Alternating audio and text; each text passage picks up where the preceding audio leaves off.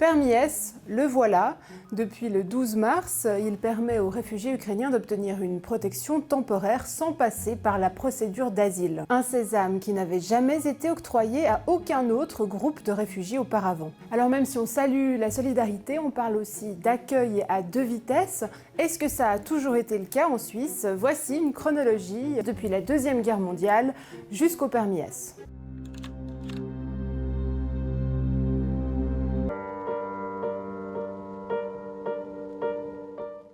Le 13 août 1942, alors que le milieu de la politique d'asile est clairement au courant du sort abominable réservé aux victimes de déportation, les autorités suisses, sur les recommandations du chef de la police fédérale, Heinrich Rothmund, décident de fermer la frontière suisse. Ici comme ailleurs, il n'est pas souhaitable que la population juive dépasse une certaine proportion. La Suisse n'a pas l'intention de se laisser diriger par le juif, pas plus qu'elle n'aimerait être dirigée par n'importe quel étranger. Le juif est difficilement assimilable. 25 000 réfugiés auraient été refoulés à la frontière entre 1940 et 1945. La Suisse a été le premier pays en 1938 déjà à demander et obtenir auprès des autorités du Troisième Reich l'inscription d'un tampon J dans les passeports des Allemands qui sont définis comme juifs d'après les lois de Nuremberg. On était d'accord d'admettre des réfugiés politiques, mais pas des personnes qui fuyaient pour des questions de race, même si après il y a eu beaucoup d'exceptions en pratique.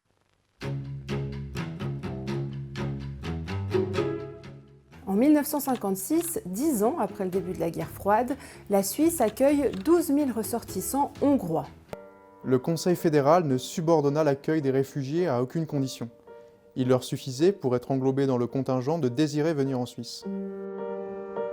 L'ennemi commun pendant la guerre froide étant le communisme, les réfugiés hongrois qui le fuient sont accueillis à bras ouverts. L'accueil des opposants au pays communiste, c'était une façon d'affirmer la supériorité morale et idéologique de l'Ouest sur le bloc soviétique pendant la guerre froide. Et puis aujourd'hui, l'accueil des personnes qui fuient l'Ukraine, c'est une façon aussi d'affirmer la supériorité morale et idéologique des démocraties libérales sur les régimes autoritaires comme la Russie de Poutine. Et puis ensuite, d'autre part, c'est clair que les Ukrainiens, comme les Hongrois à l'époque, ils sont présentés comme européens. Pas seulement en termes géographiques, mais aussi en termes de civilisation. Ils sont présentés comme culturellement proches et donc aussi plus faciles à intégrer sur le marché du travail, etc. Cet accueil généreux s'explique aussi par le fait qu'après la Deuxième Guerre mondiale, il fallait des bras pour reconstruire l'Europe. En 1968, ce sont les Tchèques et les Slovaques qui sont accueillis sans bureaucratie, comme cela avait été le cas pour les Hongrois. Ils fuient l'invasion de la République socialiste tchécoslovaque par les troupes du pacte de Varsovie, lancé par Moscou pour maintenir la Tchécoslovaquie dans le bloc soviétique. Ils ont eu quand même rapidement des permis de séjour et des situations assez stabilisées qui leur permettaient justement d'accéder au marché de l'emploi, qui leur permettaient d'accéder à peu près à tous les droits, sauf les droits politiques.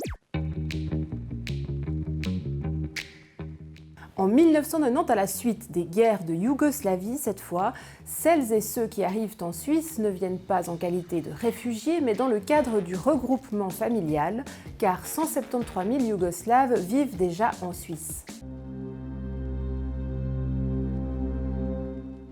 Entre 92 et 95, les réfugiés de Bosnie-Herzégovine obtiennent une admission provisoire collective pour environ 25 000 personnes réfugiées. Ils ont eu des permis beaucoup moins favorables, des admissions provisoires qui ont été attribuées collectivement, mais qui donnaient peu de droits, un accès, disons, retardé au marché du travail, pas de droit au regroupement familial, par exemple.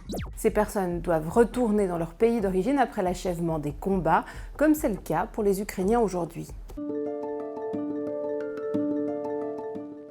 En 1963, la Suisse signe un accord bilatéral avec Belgrade pour permettre la venue de travailleurs saisonniers. Alors, lorsque la guerre du Kosovo éclate en 1998, beaucoup de Kosovars fuient et rejoignent leurs compatriotes. Ce sont ceux qui ont des proches parents en Suisse et qui bénéficient du regroupement familial. Et puis, il y a ceux dont on parle moins, mais qui forment l'immense majorité. Ce sont les réfugiés qui déposent une demande d'asile traditionnelle via les centres d'enregistrement aux frontières. En 1999, ils sont 65 000 à être réfugiés en Suisse. Une fois la guerre finie, la Confédération met sur pied un programme d'aide au retour et en 2 ans, 61 000 d'entre eux retournent au pays. Il est considéré que l'on peut raisonnablement exiger un retour au Kosovo dès lors que les combats ont cessé et qu'est stationnée une force internationale de paix. Dès la fin des années 90, l'UDC gagne en importance en critiquant systématiquement la politique d'asile.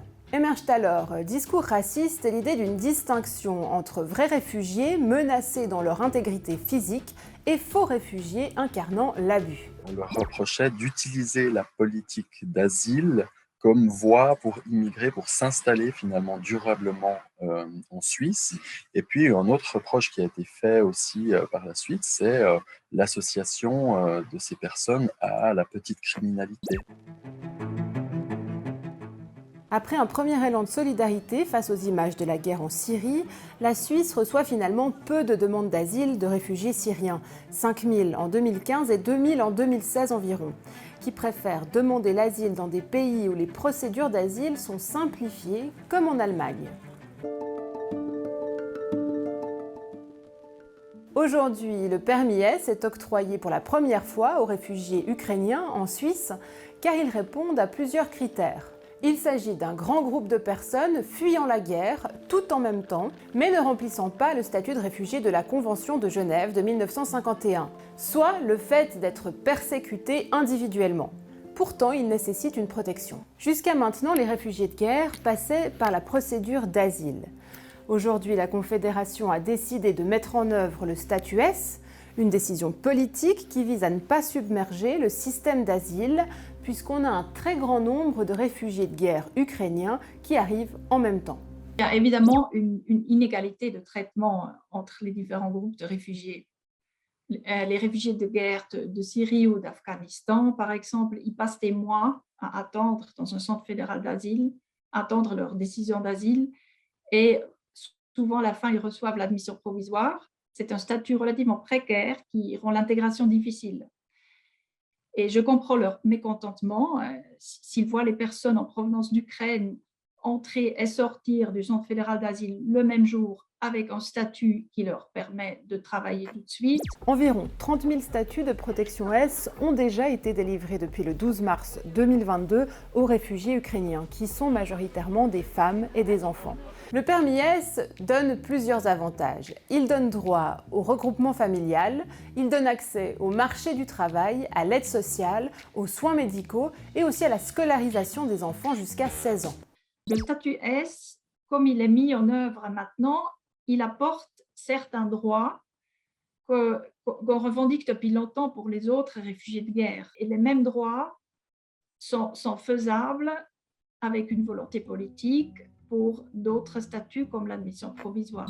En l'octroyant aux réfugiés ukrainiens, la Suisse s'aligne sur l'Union européenne qui a adopté une directive de protection temporaire garantissant des droits similaires. Il est prolongeable d'année en année et théoriquement, au bout de 5 ans, il aboutit à un permis B.